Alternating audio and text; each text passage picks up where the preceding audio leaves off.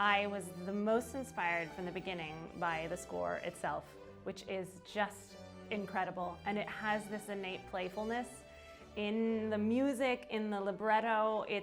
I think it's truly comic opera, which we get so rarely.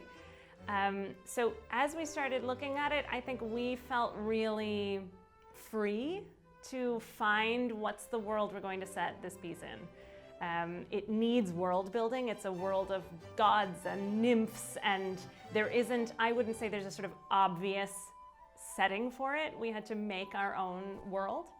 And we ended up finding the world of reality television, which was a world I was completely unfamiliar with, and have had the most fun taking a deep dive into these sort of, what I've been thinking of as guilty pleasures.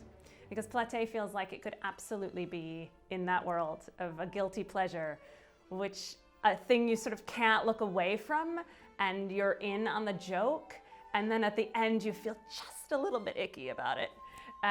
So we have had the most fun with visual reference, particularly of the sort of colorful, playful, artificial world of television. The character of Platée is something very special in this piece. It's written to be sung by a man, and indeed is being sung by a man, the amazing Sam Bowden. And it's written for a very high tenor. It's called a haute contre, which is a sort of a very specific voice type of that time. The requirements of it vocally are very specific. And we are finding, I think, really a wonderful way to portray this character, which feels absolutely authentic and real. We're not playing drag, and we're not playing camp. I want to find the Platée who feels like somebody real. And I think, of course, originally the idea of a marsh nymph was already somebody other.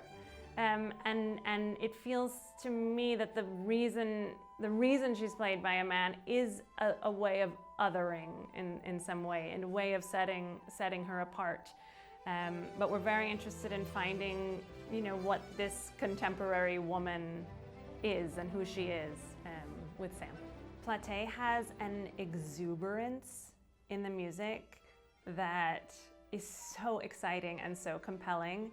It has, the structure of it is really interesting because it's a form that wasn't familiar to me, and also it's Rameau playing with form even as he was writing it. So it feels like it doesn't have a predictability, I don't think, about exactly what's coming next, even in its form. And so, the playfulness and the exuberance and the just delightful quality of the music is really, it carries you along, I think. And that's all even without talking about the story, which is also incredibly compelling and incredibly interesting and, dare I say, fun. I think it's a fun night at the opera without being so frothy that there's no substance. So the story of Platée is a classical story of Jupiter, with the help of his friends, curing his wife Juno of her jealousy. She's jealous of him and his philandering.